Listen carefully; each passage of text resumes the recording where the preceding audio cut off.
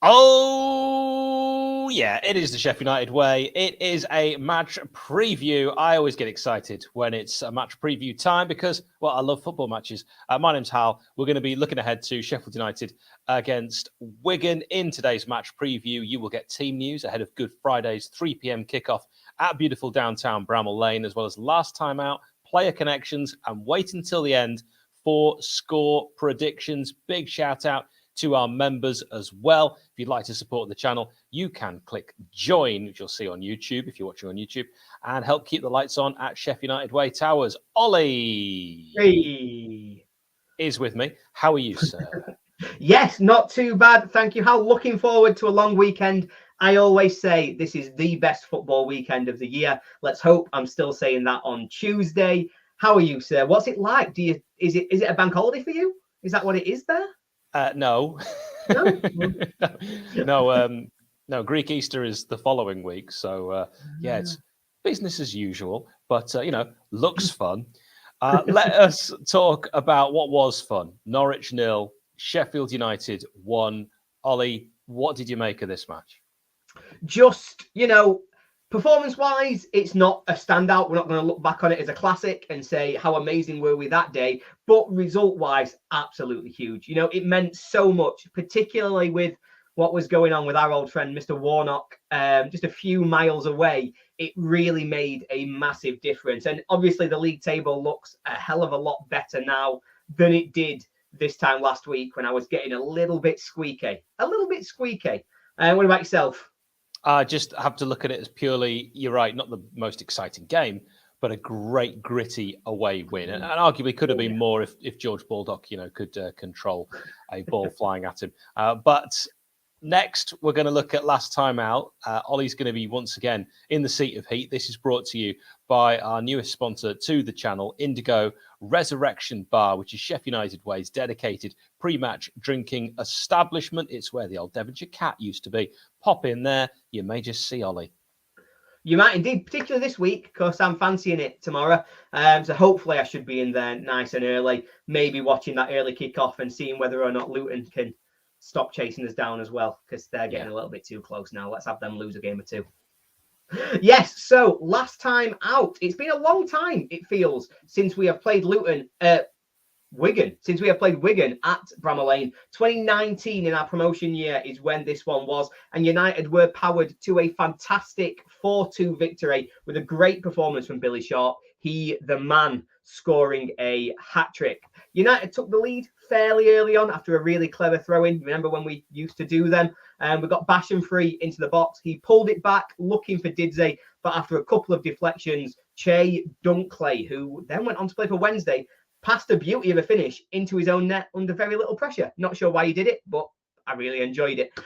Wigan did equalise not too long after, about 40 minutes on the clock. It was a quick break, a really clever pass from Windass. Got them in behind, and then when the cross goes to the back post, Kai Naismith probably took a little bit too long. He allowed the defence to close him down, but did finish pretty well to equalise. And we thought it was going to be 1-1 at half-time, but just before the break, Billy Sharp got his first of the afternoon. Really nice free kick routine. Cross to the back post, headed back across, and he volleyed it home at the back post via a minimal deflection that was actually a massive deflection that I don't want to give any credit to. So we went in 2-1 and then came out after half-time and really put this game to bed nice and quickly. He got his second goal, finishing really, really well after a break, and Leon Clark getting free down the left. Played a lovely cross pass across the net, and he finishes lovely. Oh, look at him. He's such an amateur, isn't he? He just loves it. Not quite sure where he was coming from, but we'll finish that run through of the Wigan game last time. Billy got his hat-trick late on. Norwood played a fantastic pass, just absolutely bamboozled the defence. Stevens flicked it on over the defender, and Billy just knocked it in at the near post. Wigan scored a second with about 20 minutes left, but to be honest, game were done by that point. Very much a good day for United and Billy Sharp's day. Now, we were talking about this just briefly before we came on. Can you remember this game at all, Hal? Because I do remember this game. You're so young, you've got no excuses. I think what I will remember is our leader-in-chief, Nick, popping in. And I thought he handled that really well, by and just go, oh, shoot, and then disappeared. Always the pro. Nick, you are welcome on your own channel at any time, mate. You could have joined us to chat. That's fine. Luckily, he was fully clothed. And at this time, that's very rare, especially as it's the pre-end. Shall we look at team news? Team news, party time. Excellent. Good. Hecky's team news. Well, squad update from Paul Heckingbottom. Everyone's good.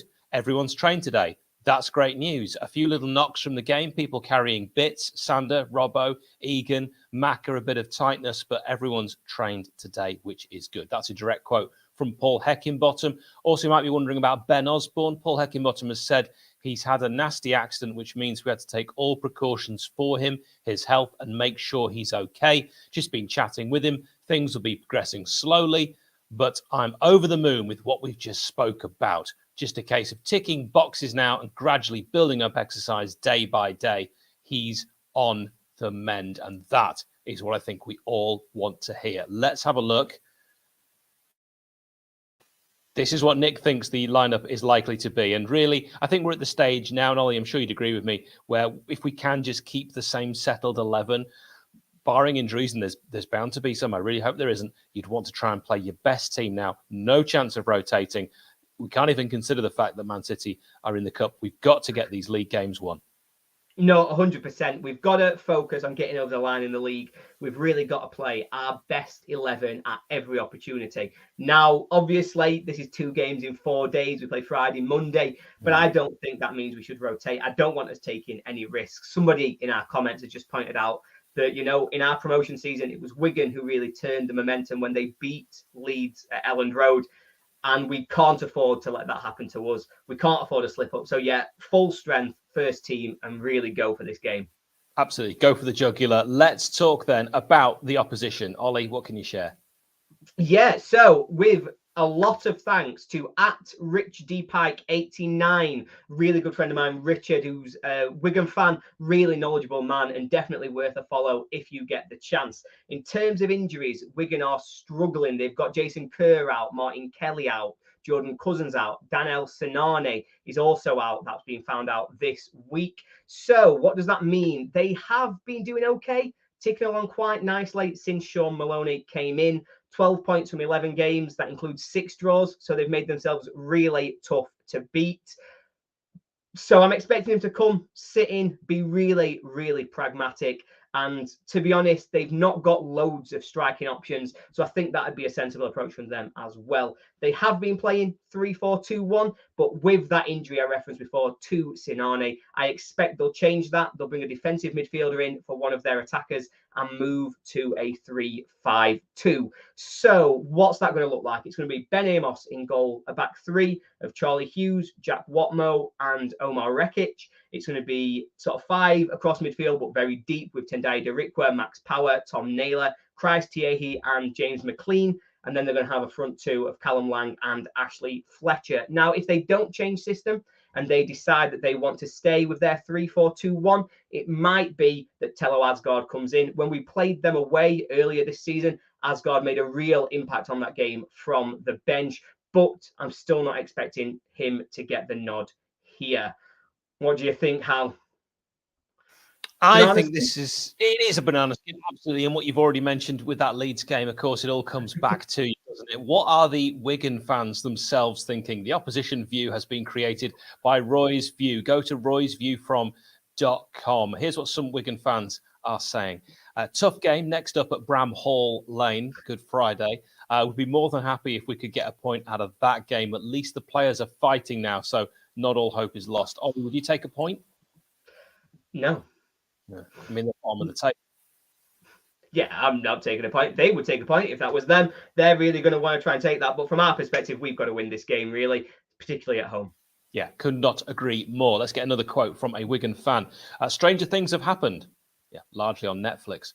With nerves on the run-in. Very streaky. Hanging on 1-0.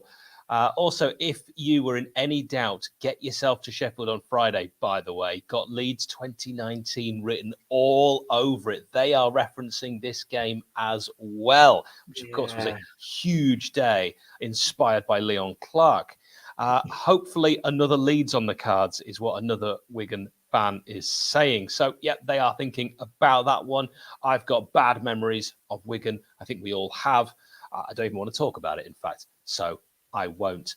This next section is brought to you by NordVPN. NordVPN.com/TSUW. Buy 2 years of NordVPN service using that link. Get a hefty discount and threat protection absolutely free. And it is the referee for Sheffield United Wigan on Friday is Andy Davies from Hampshire. This is his first Blades game of the season. So you may sigh, Ollie. You may come in with your sigh. I thought Nick was going to dial back in just to come in and just sigh. Yeah. But we haven't seen this ref, so we don't know. What I can tell you is he's taken charge of just 20 games this season, which is a very low tally for what we're in now, April. And 72 yellows, 2 reds, 2 penalties. So he's giving low numbers on the reds and on the pens. But last season, he did referee us. He refereed our 1-0 win at Reading, and he also refereed a terrible game, our 0-0 at Luton. Ollie. Yeah. I mean, really difficult game. Yeah, actually, it was at Reading last season. Obviously, a really, really difficult game. I thought he handled that situation really well as well in terms of just making sure that it remained calm and just sort of handled that stoppage. So, yeah, like you say, I don't know loads about him, but he's a ref. I had to sigh. He's a ref. I had to sigh. How are you doing with your score predictions at the moment, mate? Yeah, to be honest with you, I've not been in great form. So me and Nick do a championship predictions video where we're predicting every game from the championship this season. I had powered myself into a really substantial lead just a few weeks ago. But, you know, it's this kind of scenario where you get yourselves joint top of the league. You've got 2 games in hand. You feel as though nothing can go wrong. And then you go on a 5-game run without winning. Suddenly, you're no longer top on points per game. And it just feels like the wheels are coming off. And that is what's happening to me right now. And I've got to hope that I can turn it around, maybe with a good result on Easter Friday. So you're not in good nick in many ways. Hey, nice. Nice. What is your score prediction? Yeah, so I've gone 2-0 United. I think we probably will have just enough to win this game. I know it's not the easiest. I know it's a potential banana skin, but we've got to target games like this. If we're going up, realistically, we've got to win these kind of games. It's not as easy as it looks on paper, but we still should have more than enough to get ourselves over the line. Obviously, Nick as well predicted that we'll win. I spoke to Wigan fan Richard, and he predicted that we will win. He thinks they've probably got a free hit. They've probably got no pressure, but he still thinks United will win the game 2-1. So everybody seems to be leaning one way. Hal, how are you feeling? 3-0 Blades. We score early. We keep piling on the pressure. It's a comprehensive and complete performance from start to finish. I'm feeling really confident going into this one. Are you as confident as me? Yeah, I'm feeling pretty confident about this one. Obviously, we've got a few in the comments there who are also feeling fairly confident. Johnny, a Burnley fan, thinks we'll win 5-0, but then we'll get battered at Burnley on Monday. Turf Moor, yeah. We'll focus on that. I thought it was Turf Moor, and then my head went, and I was like, is it Turf Moor? So I thought, are you all right? I don't know. I think it's got to me. Have you had a fall? Really interesting what Hecky has said about Wigan. I'm looking at them since Sean's gone in. This, of course, after Kolo Touré left. Our message is they've lost 2 games since Sean's gone in. And one of them, they had a man sent off against Burnley. Big results on the road, a few big wins. Right now, they're playing above bottom of the league because I see a real good energy and spirit about them. And I see a bravery to get on the ball and pass it. We're under no illusions that we're going to have to be at our very best and get Bramall Lane, as it should be, to help us get 3 points. Hoorah! He's absolutely right. He needs to say that to the players, and I'm sure he will as well. Let's talk player connections. Ollie, give me one first. I've got a few up my sleeve, and pop them in the comments as well. Henri Camara, the first man that comes to mind for me. Do you remember him? Yeah, Henri Camara is not the first person that comes to mind even for Henri Camara. So that is a real surprise that you went there, but okay. We move, as the young people say. I'm going with the scorer of the greatest goal since Tridelis, Lee Evans. Oh, that were a lovely goal. It was the volley of all volleys. Very sweaty man, but very funny. We've also got Leon Clark, who's played for everyone, so you could pretty much say him if you're ever stuck, and you'll be right. Scored against, played for, helped set up. We all know the story. I'll mention this one quickly, then I'll move straight on. David Unsworth.